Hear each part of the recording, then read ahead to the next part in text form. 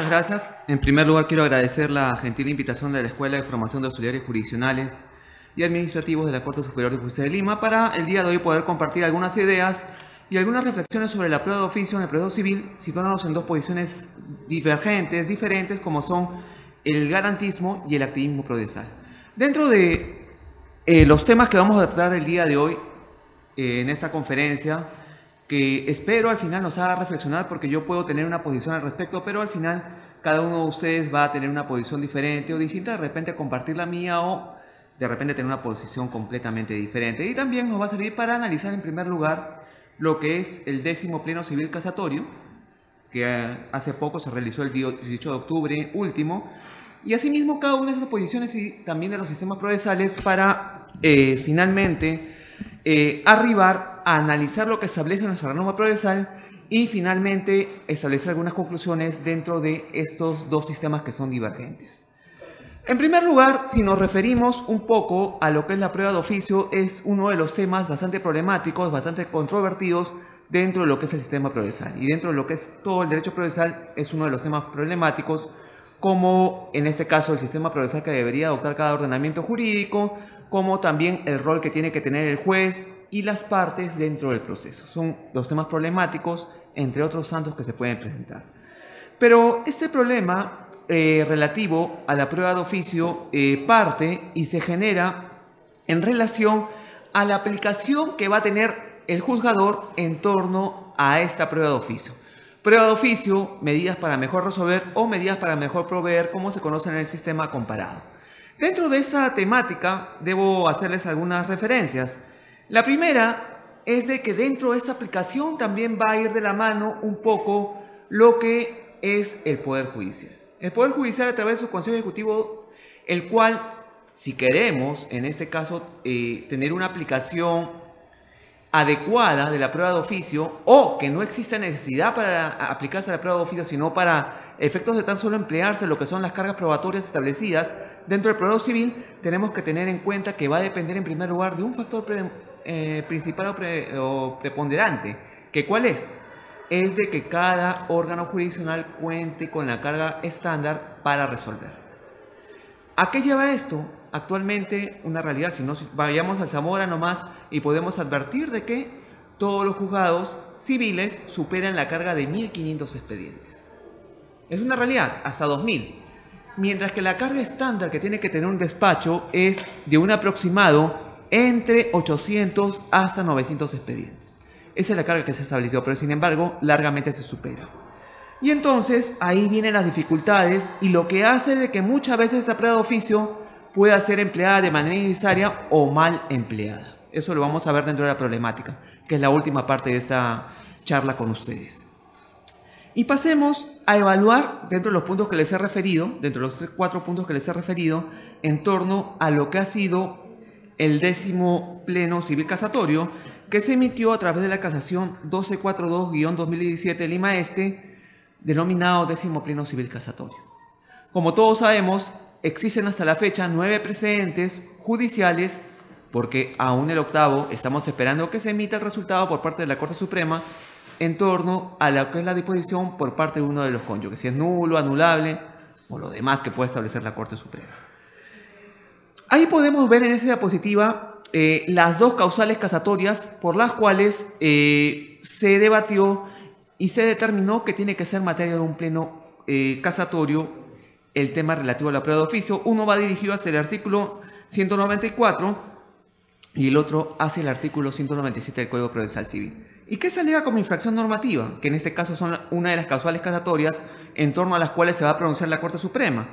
Se indicó de que las instancias de mérito en relación a las denominaciones del predio no le ha generado certeza ni convicción al juez respecto a la identificación del predio para determinarse el bien en materia de reivindicación. Todos sabemos que en un proceso de reivindicación en el cual el propietario de un bien peticiona que recuperar la posesión del bien de su propiedad, porque no lo tiene en ese momento. En ese sentido, al momento de proponerse la demanda de reivindicación, tenemos que observar algunas situaciones. La primera es que se haya acreditado en este caso que el demandante sea propietario del bien sobre el cual pretende la restitución a través de ese proceso.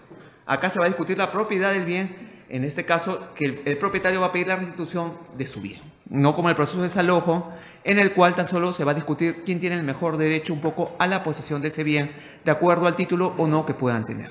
Entonces, en este proceso se presentaron dos situaciones. La primera, según lo que podemos ver de las causales casatorias, por la cual la parte demandante, dado que en primera instancia se declaró infundada la demanda, en segunda se declaró improcedente, indicó en su causal casatoria de que no se había identificado plenamente el bien. Sabemos que una de las condiciones para efectos de poder pretender la reivindicación es de que se encuentre netamente y claramente identificado el bien sobre el cual pretendemos recuperar, en este caso, ejerciendo nuestro derecho de propiedad, recuperar ese bien que no lo tenemos en nuestro poder. Y una de las cosas acá que se discutieron fue que las instancias de mérito, en este caso, consideraron de que no se encontraba plenamente identificado el bien. Y por otro lado, la otra causal es la aplicación del artículo 197 en cuanto a la valoración de los medios de prueba de manera conjunta y razonada. Y también señala que es responsabilidad del juez reconstituir los hechos tomando como base las pruebas aportadas por las partes. Esas son las dos causales sobre las cuales se está discutiendo el 10º Pleno Civil Casatorio. En dicho sentido tenemos que reflexionar en algunas cosas. Se entiende que al momento de presentar una demanda, la parte accionante, la parte que va a traer una pretensión hacia el órgano jurisdiccional para que éste determine si corresponde o no lo que está peticionando, tiene que en este momento encontrarse claramente establecido la identificación, la extensión del bien sobre el cual pretende, en este caso, la recuperación o pretende recuperar ese derecho de propiedad a través de este proceso de reivindicación. Pero, sin embargo, la situación acá es que no lo hizo. No lo hizo y él indica que se tendría que por el juez aplicar el artículo 194 del Código Procesal Civil. Vamos a ver más adelante si es adecuado o no esa causal. Ustedes también van a sacar sus conclusiones al respecto. Y por otro lado, que los medios de prueba tienen que ser evaluados de manera conjunta y razonada. Esos son los dos puntos sobre los cuales se ha discutido, se encuentra discutiendo en este 10º Pleno Civil Casatorio. Ahora vamos a ver, dentro de los 4 amicus curiae que participaron en este Pleno Civil Casatorio, me voy a quedar con la posición de 2, pero voy a mencionar la de los 4.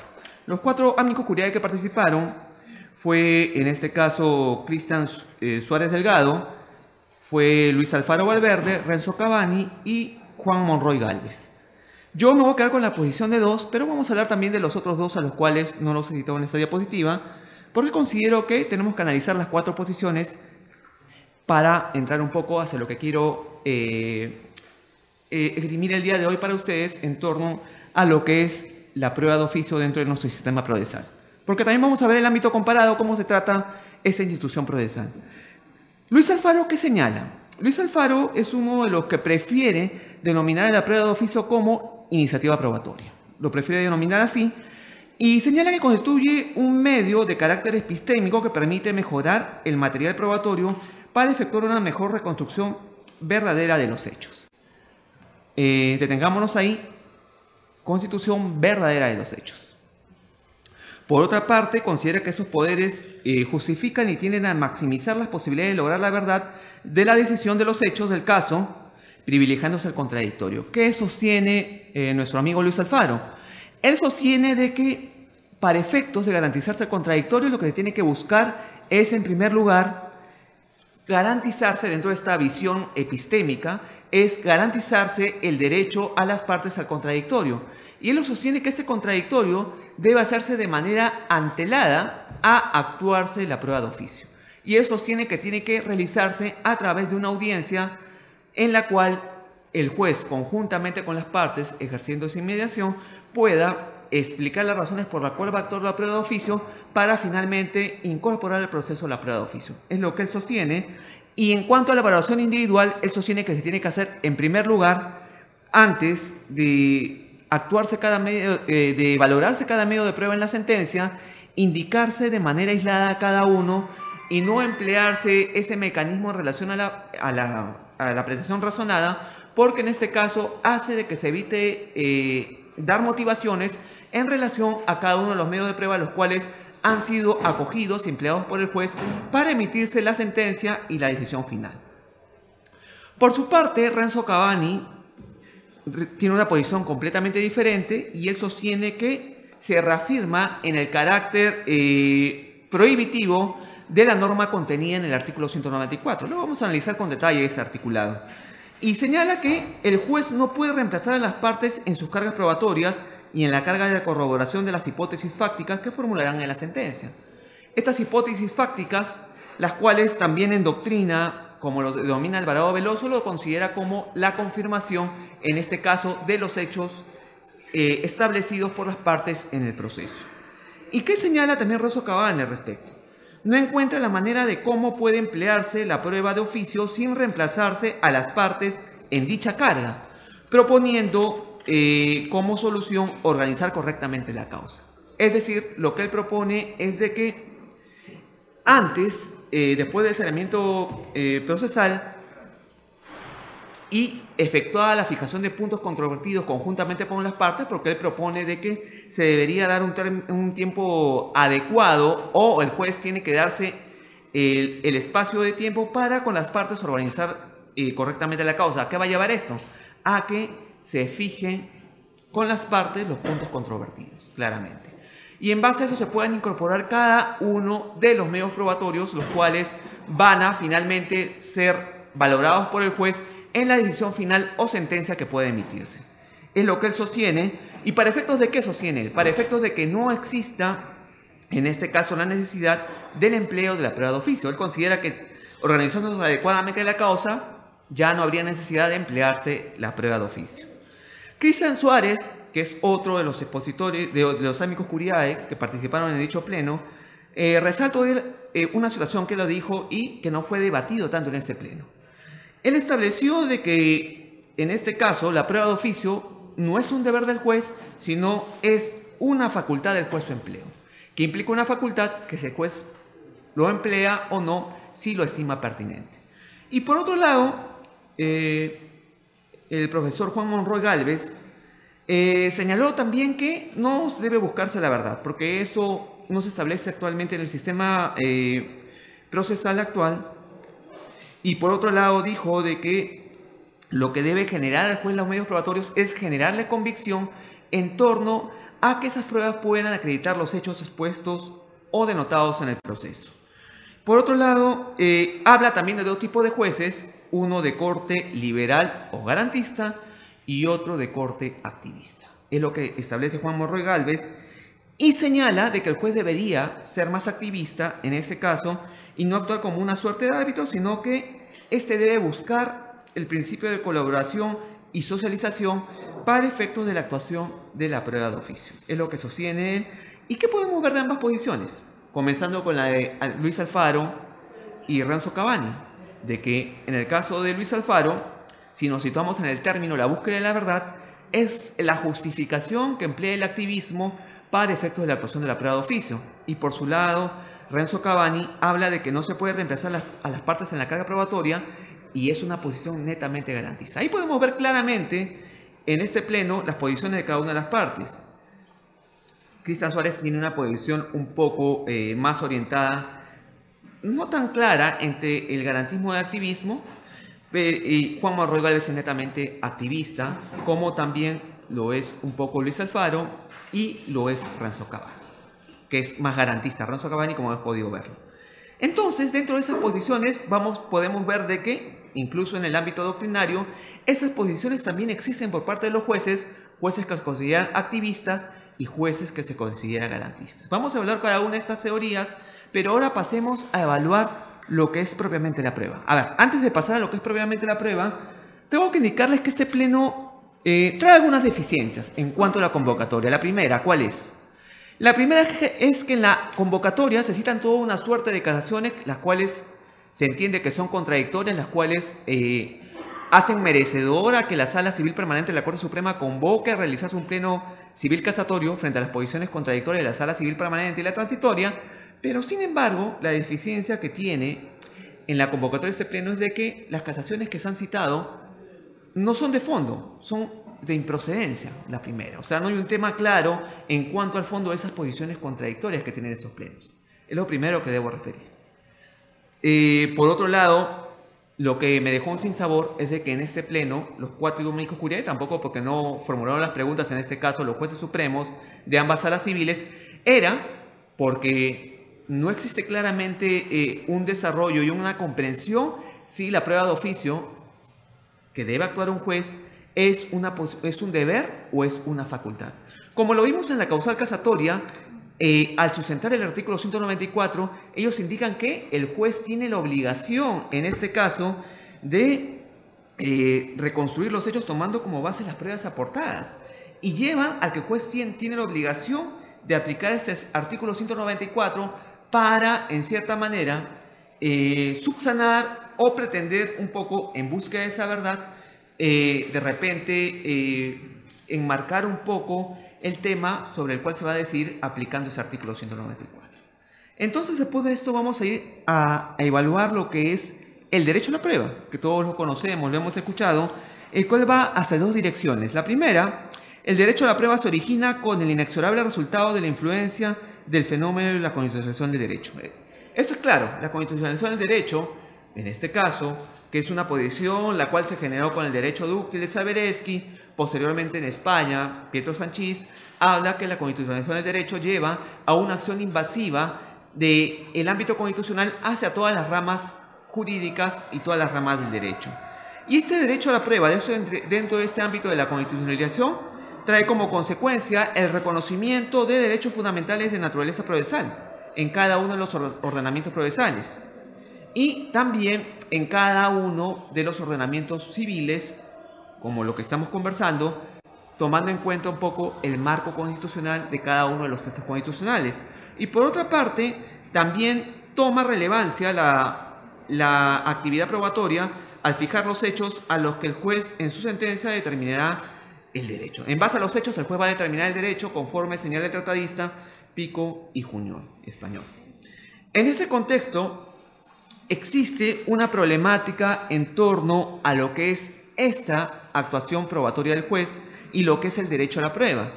La primera es al respecto de que muchas veces los textos constitucionales, cada una de nuestras constituciones, no va a la par con el sistema procesal que ha adoptado los diversos códigos procesales. Ahí viene un poco la disuasión y la cual hace de que muchas veces el código puede tener una concepción de repente hacia el sistema de repente publicístico, o puede tener una asemejación o una dirección hacia el sistema dispositivo acusatorio, pero sin embargo de repente nuestro código, como es nuestro Código Procesal Civil, tiene una orientación a un sistema mixto, como lo vamos a ver. Y por eso, como les hice referencia un poco en cuanto a las posiciones de los amicus curiae, tenemos que tener en cuenta la ubicación dentro de lo que es el garantismo y el activismo procesal. Porque muchas veces las partes pueden, en este caso también, tomar alguna consideración en torno a la actuación que puede tener un juez, que muchas veces puede vulnerar ese deber de imparcialidad que tiene que observar en el proceso.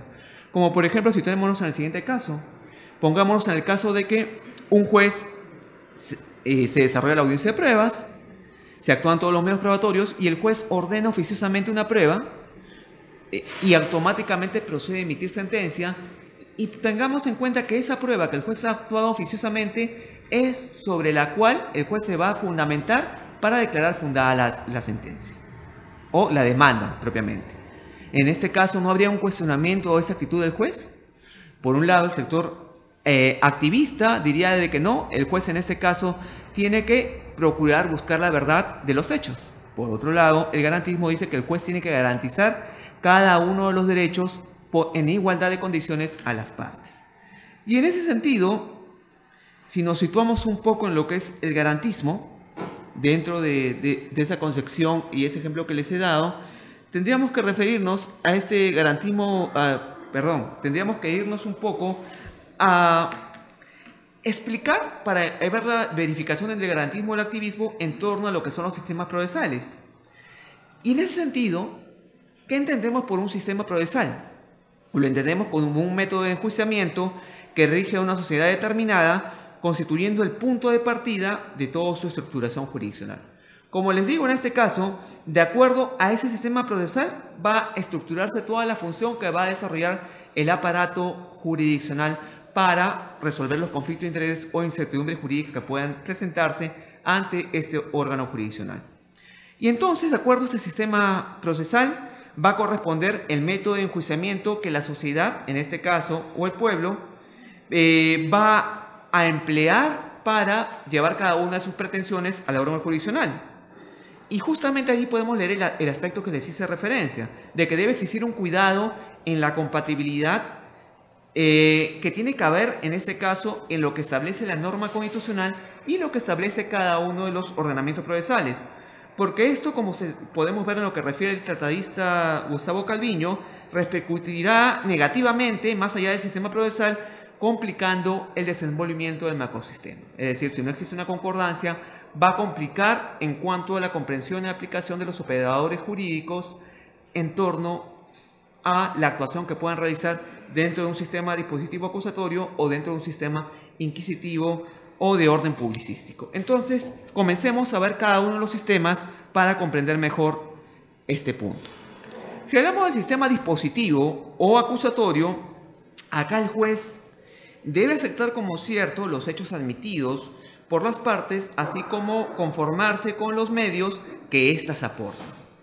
Y resolver el caso ajustándose estrictamente a lo que es materia de controversia en función a lo que fue afirmado o negado en las etapas procesales o etapas respectivas. Por otro lado, este sistema acusatorio, en lo penal lo conocemos como acusatorio, nuevo Código Procesal Penal, y dispositivo en lo civil, se caracteriza porque su inicio e impulso es atribución exclusiva de las partes interesadas, quienes son las únicas que aportan hechos y pruebas en el juicio público como regla. Por otro lado, tiene como excepción que los litigantes actúan con igualdad de armas y el juzgador es imparcial. Es decir, el juzgador va a resolver y va a sentenciar y va a pronunciarse en torno a la prueba y las afirmaciones que han efectuado cada una de las partes. Acá dentro de ese sistema, el juez no tiene facultad para efectos de actuar pruebas de oficio o hacer uso de sus facultades probatorias. Acá no existe en este caso la posibilidad de que el juez pueda aplicar ello. Por otro lado, esto es lo que conocemos un poco, de acá nació un poco el garantismo procesal. Quien lo propuso, en este caso el garantismo procesal, fue el maestro, en primer lugar, que lo hizo más conocido, el maestro Luigi Ferrajoli, a través de su libro conocido como Derecho y Razón. ¿Y qué entendemos como garantismo procesal? Es la que asegura, a través de los textos constitucionales y tratados internacionales, un número de garantías mínimas que favorecen a los individuos sin importar el modelo procesal que puedan tener, existiendo una comprensión del proceso no únicamente como una cuestión entre las partes, sino que éste tiene un rol social y un asunto público. Por otro lado, lo que busca el derecho garantista es establecer instrumentos para la defensa de los derechos de los individuos frente a su eventual agresión por parte de otros individuos, sobre todo por parte del poder estatal, lo que tiene lugar mediante el establecimiento de límites y vínculos al poder a fin de maximizar la realización de estos derechos y de minimizar sus amenazas, como lo sostiene Gascón, Española Gascón. Este empleo, ese término garantista, como lo vimos, partió un poco del maestro Luigi Ferrajoli a través de su libro Derecho y Razón, pero fue posteriormente adoptado por maestros, como vemos ahí las imágenes, como Juan Montero Aroca en España y Adolfo Alvarado Veloso en Latinoamérica, en los cuales sostienen, en este caso, la aplicación de ese garantismo para buscar y hacer respetar, en este caso, las garantías constitucionales dentro de todo proceso judicial que pueda generarse. Por otro lado, si nos vamos a ver la diferencia con el sistema inquisitivo publicístico, el cual tiene una concepción completamente diferente. Este sistema inquisitivo o publicístico, que tiene su origen en Europa cristiana del año 1000, hablemos de las épocas de la Santa Inquisición, hablemos de la época de la Segunda Guerra Mundial, hablemos de Rusia, hablemos de aquella época monárquica, incluso la Iglesia Católica, que a través de las herejías, a través de los juicios que hacían en la Santa Inquisición, buscaban aplicar ese sistema inquisitivo y castigar y aplicar sanciones drásticamente, inventando en este caso personas que no connotaban con la religión católica, sino vayámonos a la Plaza Bolívar, en la cual vamos a ver los instrumentos que se aplicaban dentro de la aplicación del sistema inquisitivo dentro de lo que es la Santa Inquisición. Y este sistema, que tiene su origen en Europa cristiana del año 1000, tenía la característica de que la autoridad unilateral del juez estaba por encima, quien ejecutaba en este caso e impulsaba cada una de las etapas procesales. El juez era el director del proceso, quien se encargaba de ejecutar y aplicar cada una de las etapas procesales en este caso, y este juez, en definitiva, actuaba las pruebas, podía acusar, podía actuar las pruebas y finalmente sentenciar. Es decir, era un juez que realizaba todas esas funciones en este caso y no daba una cobertura o no permitía tanta oportunidad al contradictorio, porque él era el que desarrollaba todo el proceso. Lo que vemos, en nuestro antiguo Código de Procedimientos Penales, los cuales condensa cada una de estas etapas dentro de esta concepción del sistema inquisitivo. Y por otro lado, este sistema inquisitivo publicístico, dentro de las características que tiene, acá las partes se presentan como pasivas, mientras que el juez tiene un rol más activo. Y resultando ese sistema apropiado en regímenes totalitarios, claramente como les he referido, también se aplicó dentro de la concepción que tenía Adolfo Hitler, también se aplicó de manera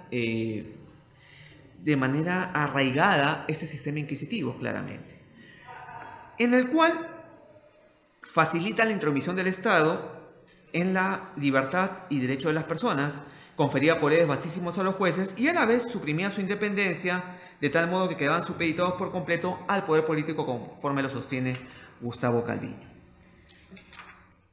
Y dentro de esta concepción, dentro de ese sistema inquisitivo publicístico, es que nace lo que conocemos como el activismo procesal o eficientismo, o un eficiente sistema procesal, luego del cual se genera, culminada la Segunda Guerra Mundial, en la que se empezó progresivamente a promover la predisposición a que los derechos fundamentales sean reconocidos en las diversas constituciones, dentro del fenómeno conocido como la constitucionalización del derecho, influenciado por la corriente denominada neoconstitucionalismo, que entre sus características nos presenta jueces que frente a la libertad del legislador puedan realizar una interpretación creativa de la jurisprudencia, jueces activistas reposando esta corriente publicística del activismo judicial o procesal.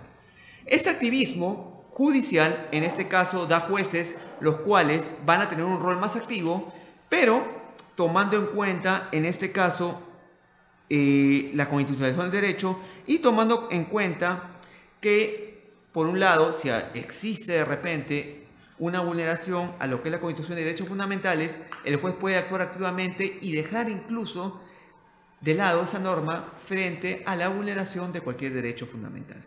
Y ahí podemos ver las 4 características en las cuales reposa este activismo judicial. La primera, confía en los jueces y por eso los dota de poderes discrecionales. La segunda, busca justicia del caso concreto a toda costa. La tercera, hace prevalecer la realidad de la urgencia de las decisiones de los jueces, dejando atrás lo imperativo de las normas. Y como cuarto, privilegia las consecuencias sociales de las decisiones jurisdiccionales. Es decir, el juez acá tiene un rol en el cual tiene amplios poderes discrecionales, busca la justicia, es decir, siempre se va a sustentar para realizar ese activismo en lo que ellos buscan es la justicia, como también les dije inicialmente, en la búsqueda de la verdad, como lo sostiene Tarufo. Tarufo sostiene que en este caso lo que debe predominar en nuestro proceso civil es la búsqueda de la verdad. Y por otro lado, hace prevalecer la realidad y la urgencia de las decisiones de los jueces, dejando atrás lo imperativo de las normas. Si no, hablemos de las medidas autosatisfactivas que existen en Argentina, en base a las cuales los jueces, sin que se establezca un proceso, pueden resolver una situación en concreto, como por ejemplo si una persona necesita una transfusión de sangre o necesita la atención en un centro hospitalario y no cuenta con recursos. A través de estas medidas autosatisfactivas se le va a dar atención preponderante y una vez atendido culmina este incidente y no se genera un proceso. Dentro de esto también existe lo que es el sistema mixto. Este sistema mixto, dentro del cual nosotros nos encontramos comprendidos, nuestro sistema procesal civil es un sistema mixto, el cual, si bien es cierto, hay notas discordantes o diferentes entre el sistema inquisitivo y el sistema dispositivo o acusatorio. Y por otro lado, dentro de este sistema podemos también observar de que existe, en este caso, dentro del sistema dispositivo o acusatorio y el sistema inquisitivo publicístico, notas discordantes, pero este sistema mixto va a coger notas o circunstancias de ambos sistemas.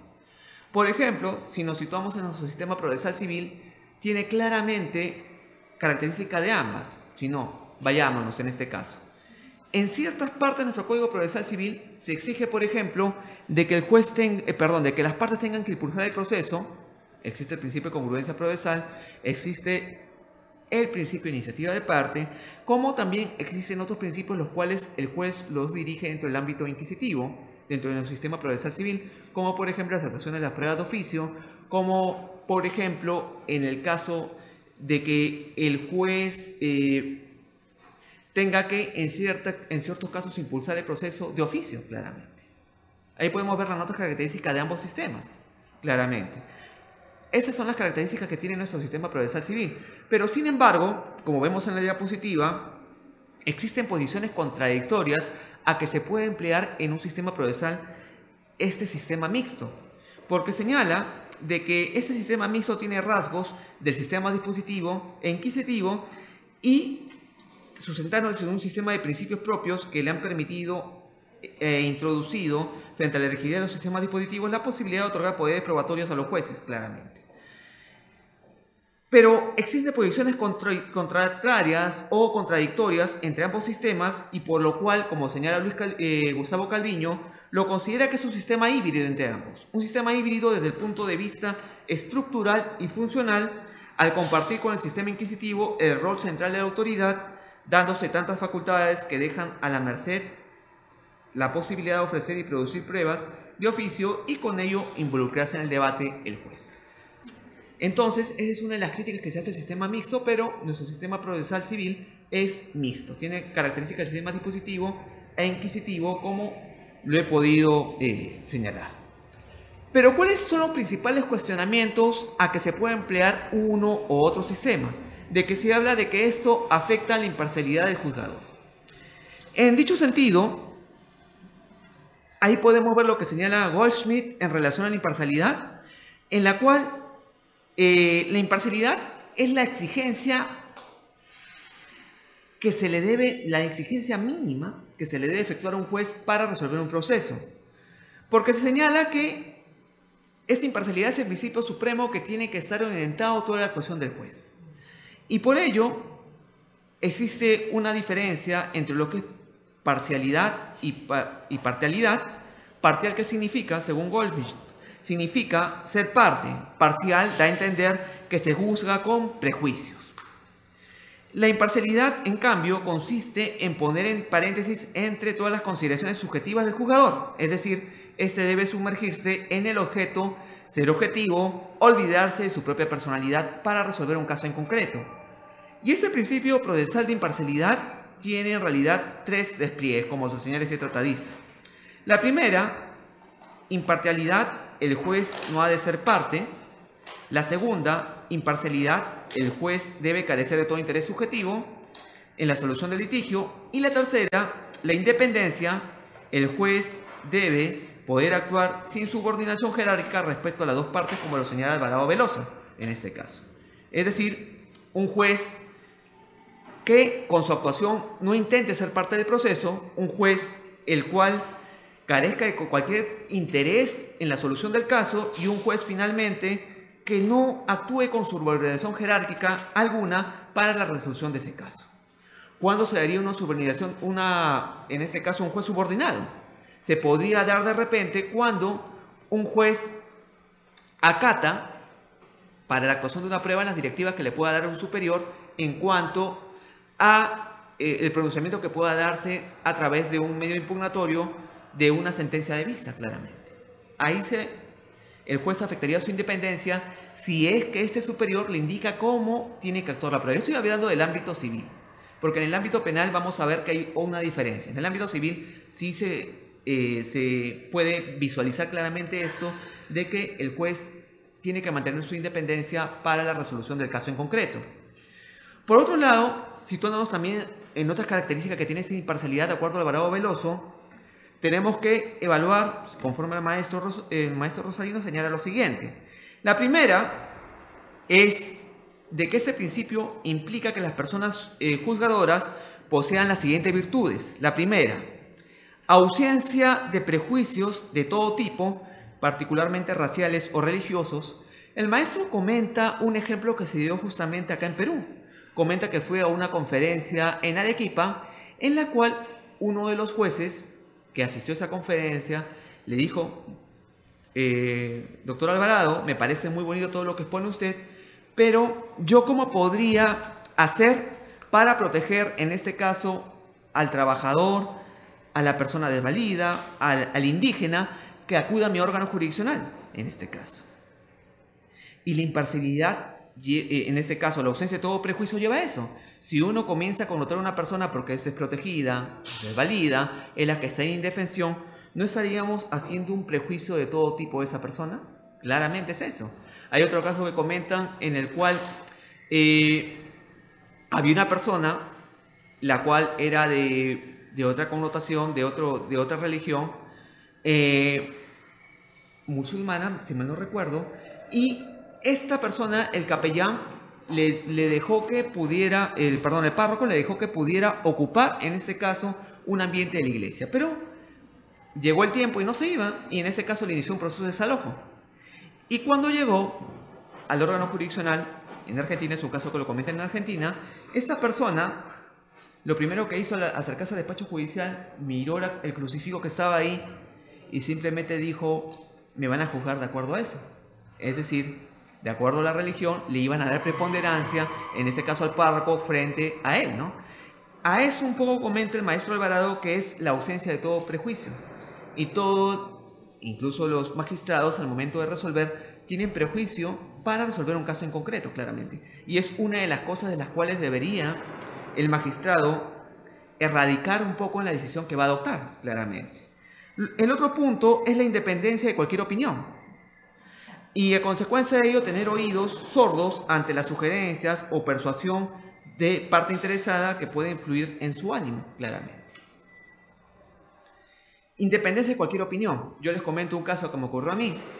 Un caso en el cual culminé de desarrollar una audiencia de pruebas, y en esa audiencia tan solo concurrió la parte demandante. Y al finalizar la audiencia, esta parte demandante, que estaba con su abogado, me peticiona que actúe una prueba de oficio, aprovechando que no está la parte demandada. Y en este caso, si yo hubiera aceptado un poco escuchar tan solo la opinión de esa parte, estaría alejándome de esta independencia de cualquier opinión, porque hubiera escuchado la opinión de una de las partes y me hubiera, en cierta manera, convertido en abogado o juez únicamente de esa parte que concurrió a la audiencia y no de la otra que no asistió, claramente. El otro punto es no identificación con alguna de alguna ideología determinada. Un juez tiene que estar alejado de toda ideología. Otro punto que habla es la completa ajenidad frente a la posibilidad de dádiva o soborno. Y el otro punto es no involucrarse personal ni emocionalmente en el medio del asunto litigioso y evitar toda participación en la investigación de los hechos o en la formación de elementos de convicción. Muchas veces, como podemos verlos en los casos judiciales más relevantes o los casos más sonados, vemos que existe por parte del magistrado, por parte del juez, en este caso un apasionamiento, o existe en este caso una involucración emocional del caso. Si no, situémonos claramente en el último caso de Keiko Fujimori, en el cual el fiscal, al finalizar la audiencia, se hizo referencia al fiscal de la Nación. Podemos estar de acuerdo o no con el fiscal de la Nación. Yo tengo mi opinión personal en relación a eso, pero ¿existiría en este caso del fiscal una voluntad de involucrarse emocionalmente al caso y soltar una frase para todo el público o para toda la tribuna? Yo pienso que no. Es decir, uno tiene que involucrarse en un caso y no por el hecho que sea mediático ese caso, uno tiene que actuar personalmente o emocionalmente para las cámaras, sino únicamente en inmiscuirse en el caso material del proceso. Por eso yo considero que en ese tema los jueces deberían evitar alejarse de las cámaras, muchas veces para lo que es sustentar o dar una explicación en un caso en concreto, comentarlo. Porque existen en ese caso también directivas específicas del órgano de control y por parte del Consejo Ejecutivo del Poder Judicial de que los jueces no pueden brindar declaraciones sobre un caso en concreto a los medios de prensa, si no lo pueden hacer en rueda de prensa y autorizado por el presidente de la Corte o el presidente del Poder Judicial. Los jueces en este caso no pueden de modo individual dar una entrevista porque serían pasibles de que se les pueda abrir un proceso disciplinario en dicho sentido. Entonces, dentro de este sistema de imparcialidad, que es una de las características que se exige al juez para el desenvolvimiento del proceso, existen connotaciones que le da de manera diferente el activismo y el garantismo procesal. Por una parte, el garantismo sostiene de que la imparcialidad tiene que observarse de manera restricta y el activismo, por su parte, para justificar un poco la actuación de la prueba de oficio, sostiene de que en este caso no se ve mellada con la actuación oficiosa del juez esta imparcialidad del juez, porque lo que el juez busca es la verdad en el proceso. Y justamente en relación a la prueba y la verdad viene el siguiente punto que voy a tratar. De que, ¿qué busca el juez con la prueba? ¿Qué es lo que busca? ¿Qué es lo que persigue el juez con la prueba? El juez busca averiguar lo desconocido y verificar lo conocido, en este caso. Y previamente afirmado, pues esta versa sobre las afirmaciones de las partes, es decir, sobre datos que éstas poseen, que antes fueron desconocidas, y la prueba no consiste en investigar, sino en buscar un dato ignorado, en acreditar que aquello que se conoce y por lo tanto se afirma corresponde a la realidad, conforme señala el argentino Amidón en ese sentido. Entonces, la prueba no es no es una acción investigadora, la actividad probatoria, sino una acción verificadora o confirmadora de lo alegado en cuanto a las apreciaciones fácticas que han sustentado las partes en el proceso. Por otro lado, en relación a este punto, también esta actividad investigadora, ¿qué va a permitir? Va a permitir en este caso tomar la prueba como la actividad procesal que busca alcanzar la certeza en el juzgador respecto a cada uno de los datos aportados por las partes y generar certeza en uno y otro caso, lo cual va a derivar ¿a qué? Va a derivar al convencimiento psicológico del mismo juez y en otros de las normas legales que fijan cada uno de los hechos. ¿Cuál es la problemática un poco en relación a este punto de la prueba? De que muchas veces los jueces, hemos sido estudiantes formados en una facultad de Derecho, pero sin embargo no se nos ha dado. Actualmente ya se está cambiando eso, se está dando una formación más en prueba, pero la realidad es que anteriormente no lo era. En cada una de sus facultades de Derecho, cuando nos han enseñado el ámbito procesal de la prueba, únicamente lo que nos han dicho o nos han establecido es lo que establece el ordenamiento procesal en torno a la prueba. No se ha ido más allá de eso. Y ese es uno de los principales problemas que se trae en cuanto a la connotación de la prueba, en cuanto a su aplicación. Nos vamos en este caso a los fundamentos filosóficos, epistemológicos, o aquellos argumentos en los cuales el juez va a construir su sentencia en torno a cada una de las pruebas actuadas. Por eso es importante tener un poco la connotación de la prueba y ese es, como lo vamos a ver, es uno de los problemas que trae al juez para la aplicación de la prueba, porque es un hecho mecánico simplemente. El juez no toma tanto en cuenta al momento de construir una sentencia la prueba en sí, sino busca en este caso tener argumentos con la prueba para la posición que él ha adoptado, si va a declarar fundada o infundada la demanda o el caso que será puesto a su conocimiento. En dicho sentido, tenemos que tener en cuenta de que dentro de la prueba y la verdad en el proceso, de que mucho se sustenta en torno a la actuación oficiosa de que lo primordial en el proceso es la búsqueda de la verdad. Pero sin embargo, nuestro ordenamiento procesal en el artículo 138 del Código Procesal Civil habla de lo que busca el juez a través de los medios probatorios, ¿qué es? Es generarse certeza convenciéndose de las afirmaciones efectuadas en el proceso. Es decir, generarse certeza que es muy diferente a la búsqueda de la verdad. Vamos a ver más adelante, cuando vamos a analizar la legislación comparada, que hay legislaciones que expresamente señalan la búsqueda de la verdad. pero nuestro ordenamiento procesal civil no habla de la búsqueda de la verdad, sino de generar convencimiento al juez de las afirmaciones efectuadas en el proceso, es decir, de los hechos propiamente. Y por otro lado, este precepto se puede desprender también que lo que se busca, como les he referido, es la certeza y no buscarse la verdad, que son aspectos completamente diferentes y distintos. En torno a la prueba, en este proceso, en nuestro proceso civil, el juez, ¿qué va a hacer? Va a elegir entre dos posiciones o dos versiones distintas, opuestas y contradictorias, para lo cual se va a ver obligado ¿a qué? A verificar y confrontar cada una de las afirmaciones y pruebas sostenidas por cada una de las partes procesales. Y otras veces solo le va a bastar con la apreciación del derecho para esclarecer la incertidumbre jurídica, claramente, denotando evidentemente una actitud pasiva del juez en torno a la prueba, porque las cargas de la prueba les corresponde a cada una de las partes y el juez, en torno a lo que es sustentado cada una de las partes, va a proceder a resolver. Pero si hacemos un parangón del proceso civil con el proceso penal, es completamente diferente. Porque en el proceso penal, al juez le incumbe establecer los hechos y reconstruirlos y en base a ello discutirlo en un juicio para resolver lo pertinente. ¿Y qué va a generar al juez esa reconstrucción y establecer los hechos? De que el juez va a buscar la verdad en el proceso penal. Cosa contraria al proceso civil. En el proceso penal, evidentemente, el juez va a buscar con la actuación probatoria la verdad de los hechos. Por otra parte, lo que exige nuestro ordenamiento es que el juez únicamente se convenza y tenga certeza en el proceso que puede o no, de repente puede coincidir con la verdad o no, pero esto no es lo indispensable en el proceso civil, sino la certeza. Y por otro lado, las afirmaciones de cada una de las partes procesales pueden coincidir con lo afirmado en la realidad misma, pero si se da la eventualidad de que esas afirmaciones no son acreditadas, entonces podrán ser desestimadas por el juez. El juez no puede ir más allá de eso, sino únicamente resolver y generar esa certeza en torno a esos medios probatorios, lo cual es perfectamente válido dentro de ese ámbito procesal civil, claramente.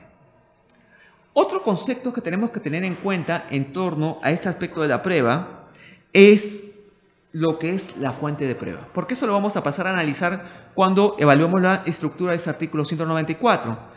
¿Y qué es la fuente de prueba? La fuente de prueba, como señala Sentis Melendo, es independiente del proceso. Puede existir fuente de prueba, mas no proceso judicial, siendo que todas las fuentes de prueba, como señala este tratadista, son anteriores al proceso y se incorporan a él haciendo uso del medio de prueba.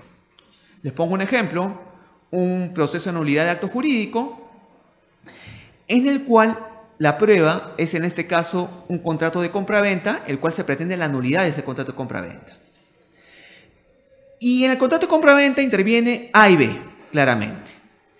Al haberse incorporado este acto jurídico, que en una parte era simplemente un contrato, y al ser incorporado al proceso se constituye una prueba, la fuente de prueba, ¿cuál sería? El acto jurídico primigenio, que una vez instalado en el proceso, incorporado en el proceso, se convirtió en una prueba. Es decir, la fuente de prueba es anterior al proceso. Pero situémonos en relación a esta fuente de prueba.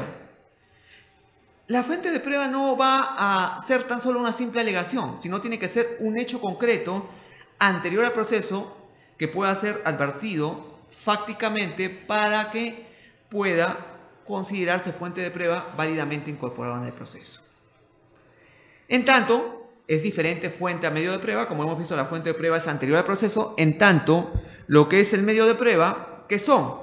Son aquellos instrumentos que emplean las partes para acreditar sus afirmaciones en el proceso. Es decir, si hablamos de ese contrato de compraventa que es incorporado al proceso para efectos de declarar su nulidad en un proceso de nulidad de acto jurídico, este contrato se convertiría en medio de prueba. ¿Y qué son? Son los instrumentos que emplean las partes para acreditar cada una de sus afirmaciones y se obtiene de la fuente de prueba. Eso es claro. Y el juez tiene la obligación de valorar en forma conjunta y razonada cada uno de los medios de prueba ofrecidos en el proceso, claramente, conforme lo establece el artículo 197 del Código Procesal Civil, porque, como señala, se encuentran las pruebas mezcladas entre sí en el proceso y constituye una secuencia integral, debiendo el jugador a partir de ella reconstruir con base a los medios probatorios los hechos que dieron origen al conflicto. Tendrá que reconstruirlos en base a eso, no pudiendo por ende ninguna prueba de manera aislada o exclusiva, sino ser evaluada en conjunto. Pero en relación a lo que señala ese artículo 197, que ha sido discutido y es materia de discusión en este pleno, la realidad problemática, que lo señaló nuestro amigo Luis Alfaro, es de que los jueces, yo me incluyo dentro de este contexto, y bueno, hay que mejorar un poco en relación a esto, es de que los jueces emplean este articulado muchas veces para efectos de ¿qué? Para efectos de no emitir, dado que se exige la valoración conjunta, para no pronunciarse en torno a cada uno de los medios probatorios en los cuales va a sustentar su sentencia. Justamente desde la posición que señalé del doctor Alfaro, la posición era de que el juez primigeniamente tiene que exponer en relación a cada una de las pruebas que va a emplear para valorar su sentencia y no aplicar este articulado que de manera general permite la apreciación de manera conjunta para evitar pronunciarse sobre todos los medios probatorios los cuales va a emplear en la sentencia. Muchas veces la enunciación de ese artículo es materia de que el juez no explique claramente cada uno de los medios de prueba empleados. ¿Y a qué conlleva eso? Conlleva a que pueda establecerse una afectación muchas veces en torno a la motivación de los medios probatorios. Pero muchas veces la motivación en torno a la aplicación de los medios probatorios que el juez va a considerar para resolver, muchas veces se sustenta en ese articulado para efectos de evitarse un pronunciamiento de este tipo, y muchas veces los órganos revitores lo acogen en torno a esta mala enunciación de este artículo 197, la cual trae como consecuencia esta práctica en muchos órganos jurisdiccionales. Y en relación justamente a este punto, también tenemos que hablar de un aspecto importante que es la carga de la prueba. La carga de la prueba, que como lo señalamos, nuestro artículo 196 establece y regula, en este caso en relación a la carga de la prueba, que cada una de las partes tiene que proceder a acreditar cada una de las afirmaciones que haga en el proceso. Y la carga de la prueba es una regla de juicio que sirve al juez ante hechos no probados y es subsidiaria porque cumple en ocasiones específicas y supeditadas a la existencia en el proceso de un hecho necesitado de prueba que permanece incierto, claramente. Es decir, la carga de la prueba es lo que el juez va a determinar al momento de sentenciar en cuanto a que un hecho haya sido probado o no por cada una de las partes. Si no, situémonos de repente en un proceso de desalojo, conforme a lo que se estableció en el cuarto pleno civil casatorio, en el cual el demandante sostiene que tiene derecho a recuperar la posesión de un bien inmueble. El demandado dice que tiene título, claramente para no entregar ese bien inmueble y mantener la posesión de ese bien inmueble. Y la carga de la prueba va a girar en torno a ese sentido. En primer lugar, que la parte haya acreditado tener derecho a poseer, a recuperar ese bien inmueble que no lo tiene, y la parte demandada, su carga probatoria consistirá en acreditar que cuenta con título para continuar en la posesión de ese bien inmueble. Entonces, lo que va a hacer el juez finalmente a través de las cargas probatorias conforme a lo que establece ese artículo 196 es que el juez va a establecer hechos probados y hechos no probados por cada una de las partes. Y en este caso, lo que va a hacer el juez es, de acuerdo a eso, declarar fundada o infundada la demanda, claramente. Es la regla que va a aplicar el juez al momento de sentenciar. Ahora bien, para entender este tema de lo que es la iniciativa probatoria del juez o lo que es la prueba de oficio, tenemos que un poco evaluar y analizar el ámbito comparado. Y lo que voy a hacer en esta tercera parte es de evaluar cada uno de los aspectos de la normatividad del ámbito comparado en torno a lo que es la prueba de oficio. En primer lugar, como vamos a ver a continuación, países como Francia y Estados Unidos de Norteamérica no establecen una limitación para el empleo de la prueba de oficio. Sin embargo, en el caso de España, sí existe una limitación y una comunicación a las partes para el empleo de lo que es la prueba de oficio. En cambio, en Latinoamérica existen posiciones diversas, pero más van hacia la iniciativa probatoria del juez. Países como, en este caso, Argentina, Uruguay, que lo denominan medidas para mejor resolver o medidas para mejor proveer, en este caso, Colombia también que lo emplea de la misma manera, en los cuales respecto a los deberes de los jueces y sus poderes probatorios, tiene una regulación en cierta manera más precisa en torno a lo que puede realizar el juez, claramente en torno a esta facultad oficiosa que tiene.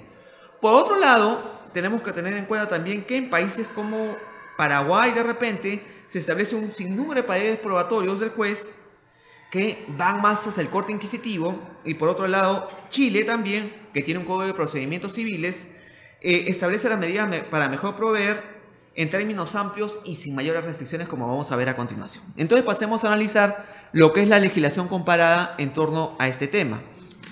En primer lugar, podemos ver en el caso de Francia que su artículo 10 del Código de Proceso Civil francés establece que el juez tiene la autoridad de ordenar de oficio todos los medios de instrucción legalmente admisibles. Es lo primero que podemos establecer. No pone limitación, como vemos ahí. El segundo punto, Estados Unidos de Norteamérica, en la regla 614, habla del llamado e interrogación de testigos por la Corte. ¿Y qué establece? Llamada por la Corte puede, según su propia consideración o a petición de parte, llamar testigos, y a todas las partes puede interrogar los testigos llamados. Interrogación por la Corte puede interrogar a testigos, así sea llamados por la misma Corte o por una de las partes. Es decir, da libertad para la interrogación de testigos por parte de la Corte o por parte de los intervinientes en el proceso. Da libertad para eso. En tanto, España tiene una regulación un poco más detenida y más limitativa en torno a esta facultad oficiosa del juez. En su artículo 435 de la Ley número 1 del año 2000, del 7 de enero, del Código de Enjuiciamiento Civil de España, ¿qué establece? Establece en torno a las diligencias finales para su procedencia, situémonos en el tercer punto, que claramente establece que también se admitirán y practicarán las pruebas pertinentes y útiles que se refieran a hechos nuevos o de nueva noticia previstos en el artículo 286. Porque si nos citamos en los incisos anteriores, en primer lugar, el primero que dice, no se practicarán como diligencias finales las pruebas que pudieran ser propuestas en tiempo y forma por las partes, incluidas las que hubieran podido proponerse tras la manifestación del tribunal a que se refiere el apartado 1, es decir, la carga de probar que corresponde a cada una de las partes. En segundo punto, cuando por causas ajenas a la parte que lo hubiese propuesto no se hubiese practicado alguna de las pruebas admitidas, claramente. Y este tercer punto señala en la parte final de este articulado que si el tribunal excepcionalmente acordaría de oficio a instancia de parte que se practique de nuevo pruebas sobre hechos irrelevantes oportunamente alegados, si los actos de prueba anteriores no hubieran resultado conducentes a causa de circunstancias ya desaparecidas o independientes de la voluntad y diligencia de las partes, siempre que existan motivos fundados para creer que las nuevas actuaciones permitan adquirir certeza sobre los hechos. Es decir, estamos hablando de que permite la actuación de una prueba de oficio cuando existan motivos fundados nuevos para que esa actuación sea, en este caso, importante para el proceso o relevante para el proceso. Por eso dice la parte final, en este caso, el auto que acuerde la práctica de una diligencia habrá de expresarse detalladamente la circunstancia y motivos, es decir, exige la motivación para la prueba de oficio, es decir, pone restricciones en cuanto a su aplicación.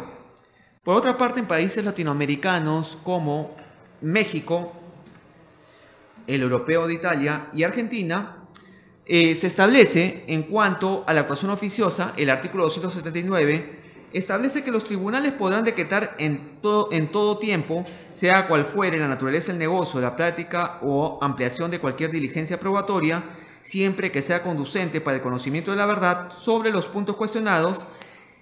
En la práctica de estas diligencias, el juez obrará como estime procedente para obtener el mejor resultado de ellas, sin lesionar el derecho de las partes, oyéndolas y procurando en todo su igualdad. Es decir, permite de manera amplia cualquier diligencia probatoria buscando el conocimiento de la verdad. En eso nos podemos detener en esa legislación mexicana. Por otro lado, en Italia, el artículo 439 del Código del Proceso Civil habla de los poderes instructorios del juez, que señala que el juez puede disponer de oficio todos los medios de prueba que considere oportunos. Puede disponer la prueba testifical aún fuera de los límites establecidos en el Código Civil. de manera amplia a veces estas facultades. En Argentina, el artículo 36 que podemos ver ahí del Código Civil y Comercial señala en este caso que aún sin requerimiento de parte de los jueces y tribunales deberán ordenar las diligencias necesarias para esclarecer la verdad de los hechos controvertidos, respetando el derecho de defensa de las partes. A ese efecto podrán disponer de cualquier momento de la comparecencia personal. También señala el inciso B, decidir en cualquier estado de la causa la comparecencia de testigos. Y el C, mandar con las formalidades prescritas en este código que se agreguen documentos existentes, impulsar de oficio el trámite cuando existan fondos inactivos de menores o incapaces. En el mismo sentido, también gira el Código Procesal de la Provincia Autónoma de Buenos Aires, que también permite esas facultades probatorias oficiosas en términos como los que ya referido. Por otro lado, países como Uruguay, ya para finalizar este análisis del derecho comparado en torno a la prueba de oficio, establece en su artículo 24 que las facultades del tribunal, inciso cuarto, para ordenar las diligencias necesarias al esclarecimiento de los hechos controvertidos, respetando el derecho de defensa de las partes. Quinto, para disponer en cualquier momento la presencia de testigos, peritos y de las partes, para requerirles las explicaciones que estimen necesarias al objeto del pleito. Acá nuevamente vemos que también da amplitud al juez para las diligencias necesarias al esclarecimiento de los hechos controvertidos. En cambio, situémonos un poco en el caso anecdótico de Paraguay. Paraguay, en el artículo 337, en relación a la prueba de oficio, señala que el juez podrá disponer de oficio la declaración de testigos mencionados por las partes en los escritos de constitución del proceso, asimismo por ordenar que sean examinados nuevamente los ya interrogados para proceder al careo o aclarar sus declaraciones. Es decir, no existe preclusión, puede retrocederse nuevamente en cuanto a la actuación probatoria. Y su legislación es bastante inquisitiva y da muchas facultades probatorias. Lastimosamente, por cuestión de espacio para esta exposición, no lo he situado, pero casi la norma de su ordenamiento procesal gira en ese sentido, en un sistema netamente inquisitivo. Por otro lado, Chile, que también mantiene un código de procedimientos civiles, en su artículo 159, establece que los tribunales, solo dentro del plazo para dictar sentencia, podrán dictar de oficio medidas para mejor resolver, así le llama la prueba de oficio. Las que se dicten fuera de este plazo se tendrán por no decretadas. La resolución que se dicte deberá ser notificada por el Estado diario de las partes y se aplicará el artículo 433, salvo en lo estrictamente relacionado con dichas medidas. Las medidas decretadas deberán cumplir dentro del plazo de 20 días contado desde la fecha de notificación de la resolución que las decrete.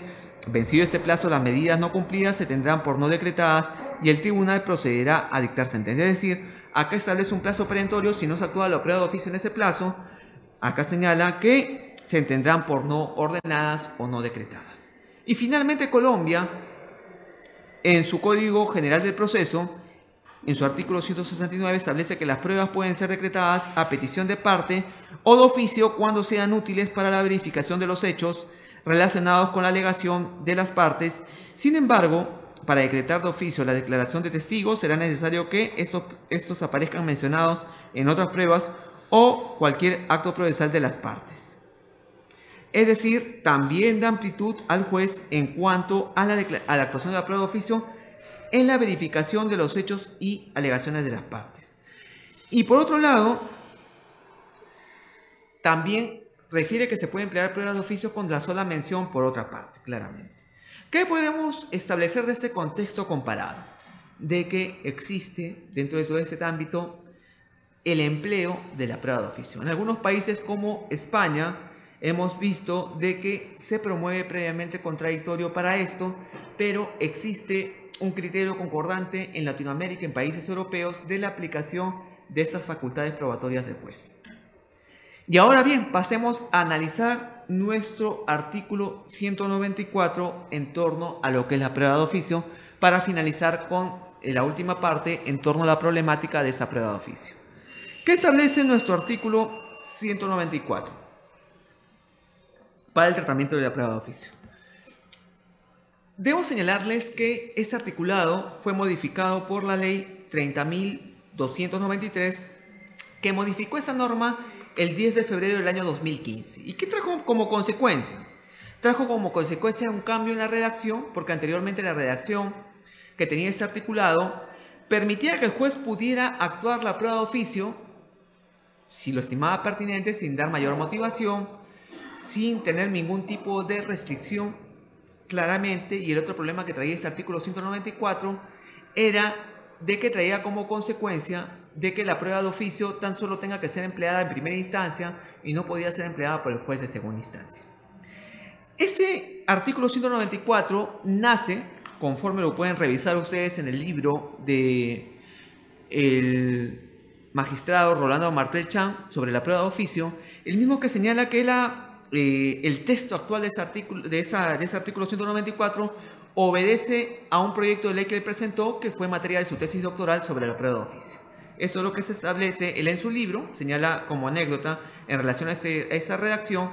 Y hablemos de cada uno de los puntos que establece el artículo 194, que establece claramente limitaciones para que el juez pueda emplear la prueba de oficio. La primera que refiere es su carácter excepcional. ¿Qué trae como consecuencia esto? Que reafirma la regla general de que la controversia en los procesos debe resolverse con el material probatorio aportado por cada una de las partes procesales, claramente. Y por otro lado, solo de manera excepcional, el juez considerará la actuación probatoria ordenada para emitir una decisión final, claramente. Es decir, ese carácter excepcional lleva a que el juez, en primer lugar, se base en las pruebas aportadas por las partes.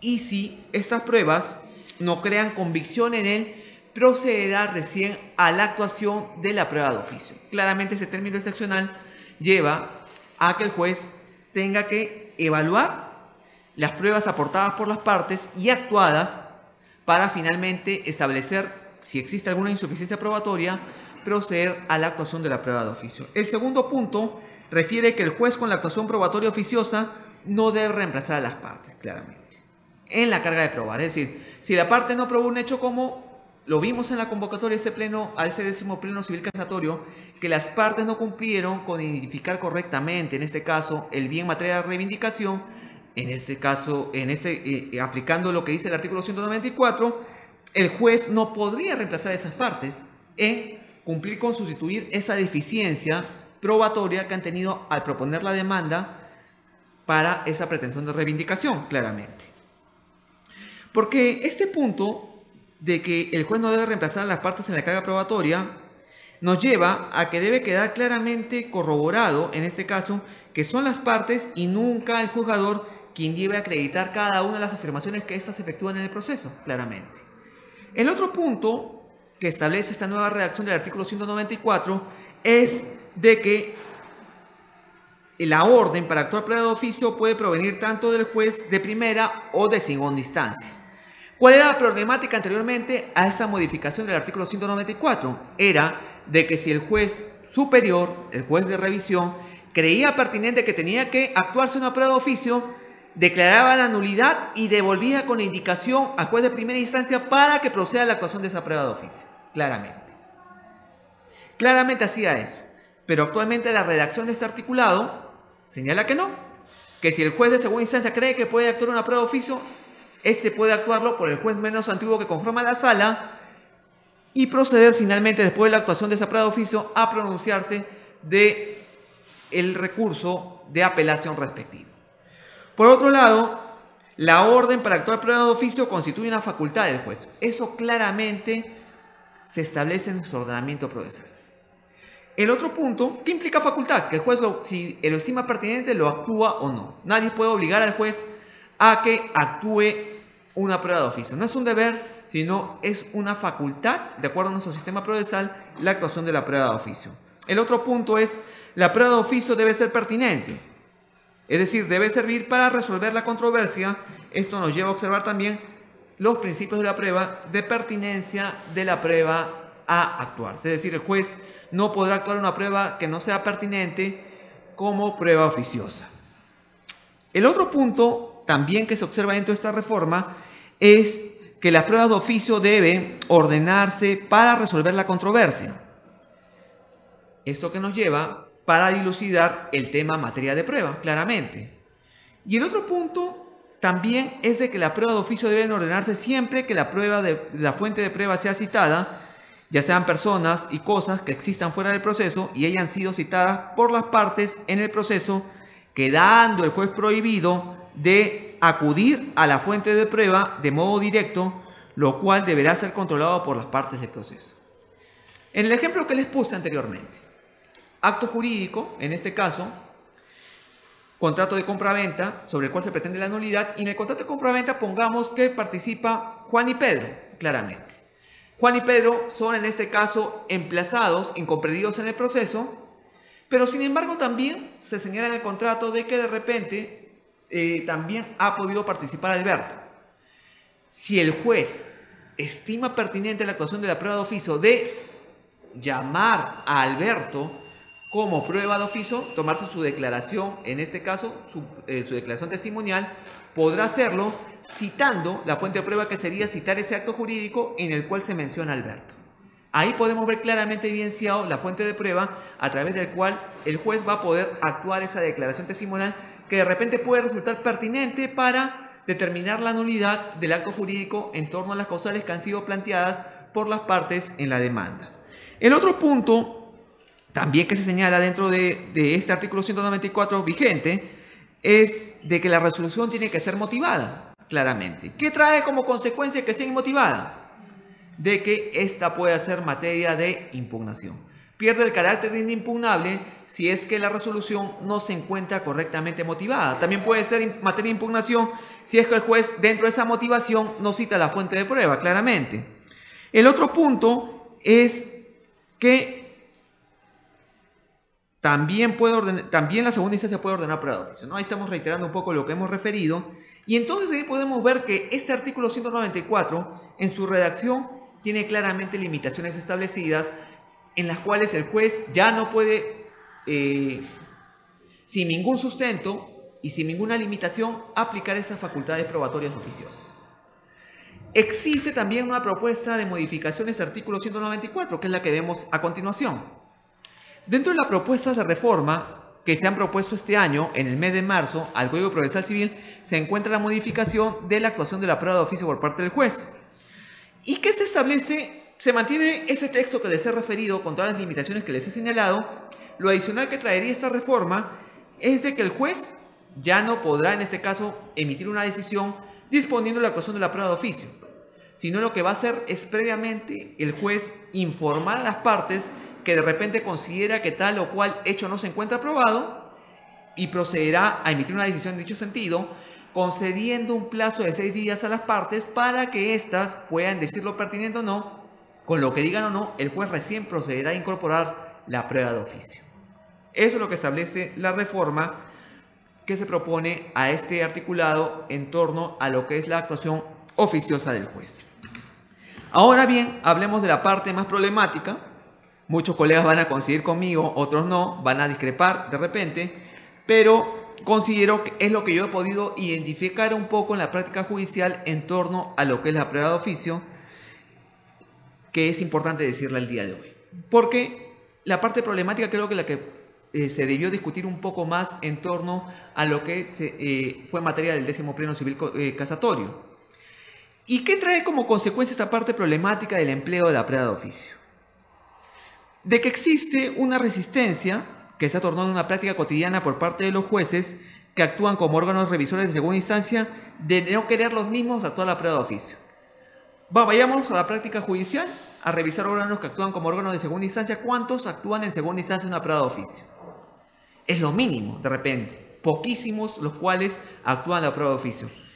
Y siguen, en este caso, entre líneas, ordenando al juez inferior que proceda a actuar la prueba de oficio. Claramente lo dicen entre líneas, ya no lo pueden decir de manera expresa por las limitaciones que hemos visto que trae este artículo 194, pero sin embargo, a través del reenvío lo devuelven a primera instancia para que actúen esa prueba de oficio que ellos no han querido actuar. Claramente, pese a lo que hemos visto, las limitaciones que trae esta norma. Existe otro sector también en torno a este artículo 194 que lo siguen empleando con la redacción anterior, es decir, Hay jueces que no cumplen con fundamentar, en este caso la actuación de la prueba de oficio. Hay jueces los cuales no explican la fuente de prueba, simplemente ordenan la prueba de oficio, o cuál método también emplean en este caso. Expiden resoluciones las cuales emplean el término ordeno la actuación, pido que se presenten los documentos para mejor resolver. Claramente emplean ese término. Para mejor resolver pido que me presenten el documento A, B, C y D. Claramente.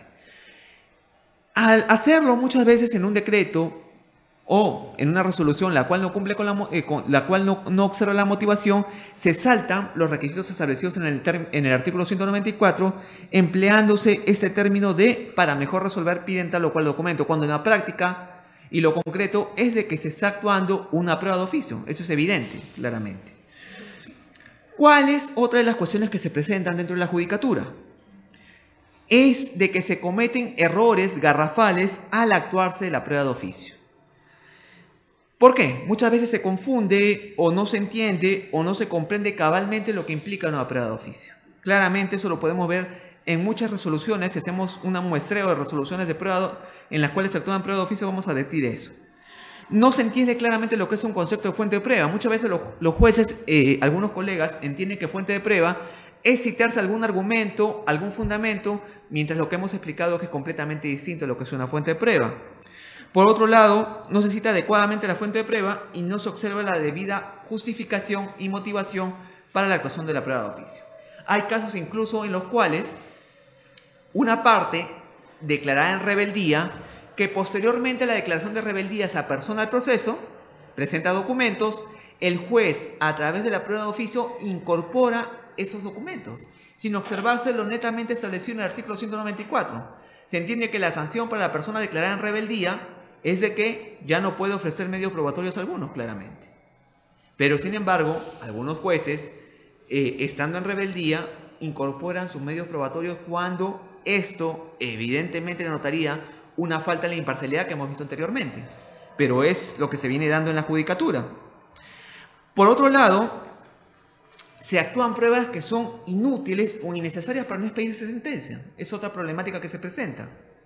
Muchas veces para no sentenciarse se ordena la actuación de una prueba de oficio que muchas veces ni siquiera va a ser citada en la sentencia, claramente, ni va a ser empleada.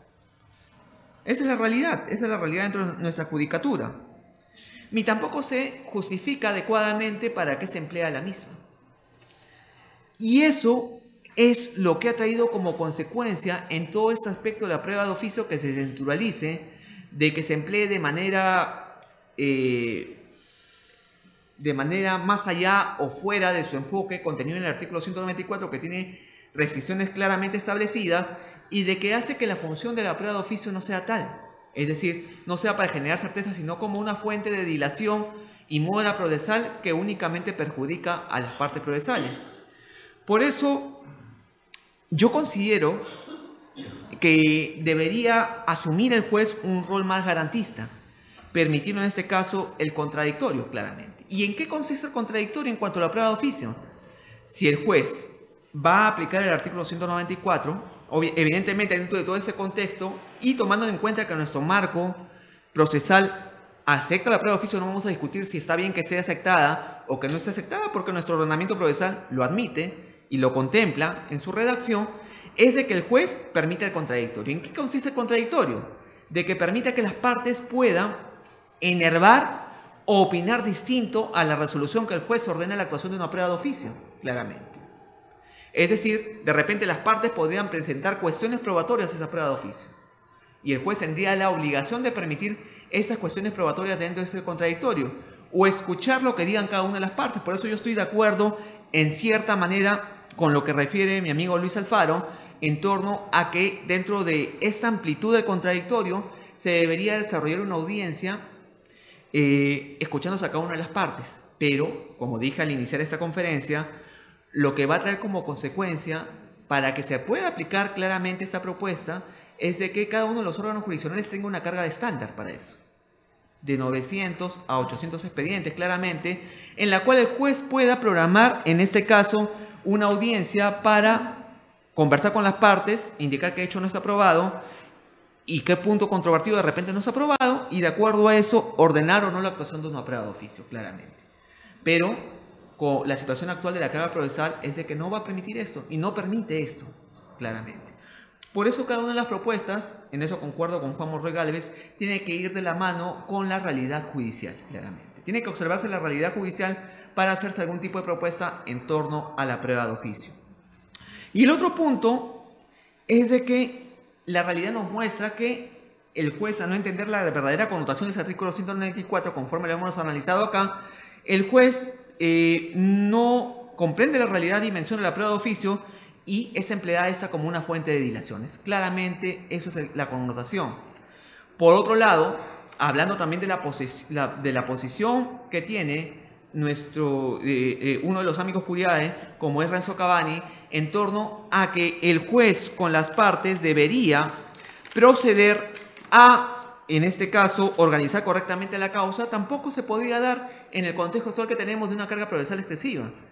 Porque ¿eso qué llevaría? Él propone, en primer lugar, requeriría una modificación legislativa. ¿En qué sentido? En el sentido de que debería señalarse nuevamente audiencia para la fijación de puntos controvertidos como había antes, claramente. Ya no hacerse en un solo auto, sino que se haga en una audiencia. Y lo otro, debería existir una carga procesal adecuada para que el juez se pueda tomar el tiempo de revisar el proceso y con las partes fijar los puntos controvertidos y ya no exista necesidad alguna de actuarse prueba de oficio. Por otro lado, esto es importante y es necesario de que exista una carga adecuada para la actuación de la prueba de oficio. Ahora bien, para finalizar, en torno a lo que ha sido materia de análisis entre lo que es el garantismo y activismo procesal, más allá de la carga procesal que pueda tener, cada juez tiene una ideología y adopta una posición en torno a la actuación de la prueba de oficio, una posición garantista o una posición activista. Y esto claramente lo hemos visto en las posiciones de cada uno de los amicus curiae que las he presentado, que han establecido cada uno en la audiencia pública que hubo el 18 de octubre pasado. Y por otro lado también tenemos que tener en cuenta algo importante en relación a este punto de la prueba de oficio, de que yo considero, en mi posición personal, de que ese tema se encuentra claramente establecido en el artículo 194.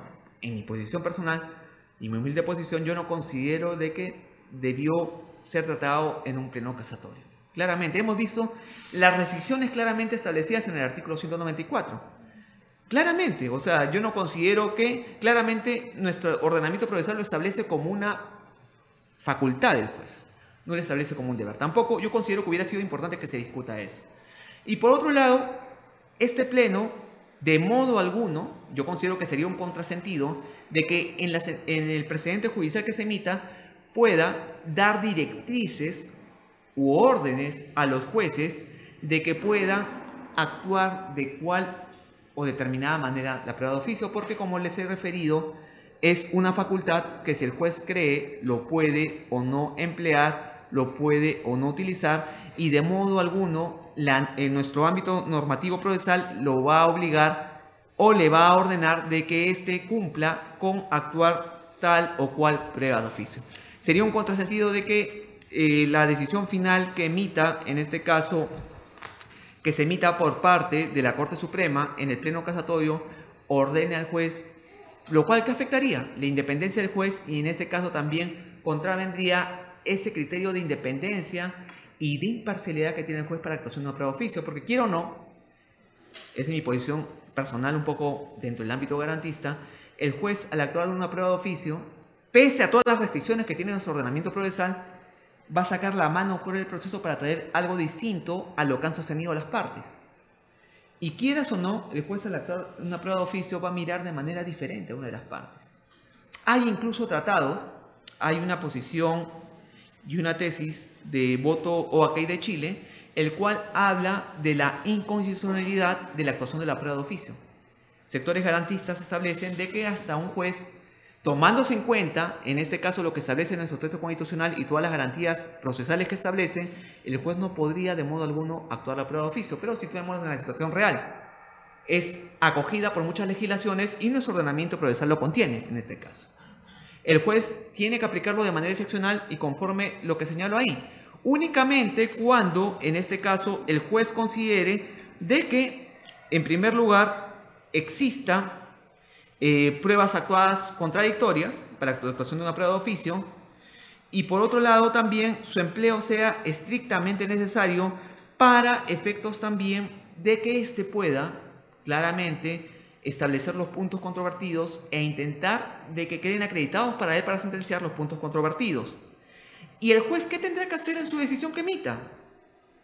Si va a actuar una prueba de oficio, tendrá que explicar y resolver las interrogantes que vemos ahí. 1. ¿Por qué la emplea? 2. ¿Qué dudas tiene y cuáles son? Tendrá que explicarnos la motivación. Y 3. ¿En qué se contradicen las pruebas? Eso va a garantizar una debida motivación. ¿Y qué va a permitir? El contradictorio de la otra parte que no está de acuerdo de repente la prueba de oficio y pueda enervarlo y pueda decir lo pertinente en torno a su empleo. Entonces, finalmente, esperemos y espero que la decisión que adopte la Corte Suprema observe estas limitaciones y tenga en cuenta de que yo considero que hay temas más trascendentales que pueden ser discutidos en sede casatoria, porque incluso, como les he referido inicialmente, la misma Corte Suprema en la convocatoria que hace para este pleno civil casatorio ha presentado muchas decisiones, las cuales son declaraciones de improcedencia. O sea, no ha presentado ninguna decisión dentro de la motivación que hace para la convocatoria que resuelva el fondo en relación a la prueba de oficio. Bueno, les agradezco su atención y espero que sean de utilidad esas reflexiones del día de hoy. Muchas gracias.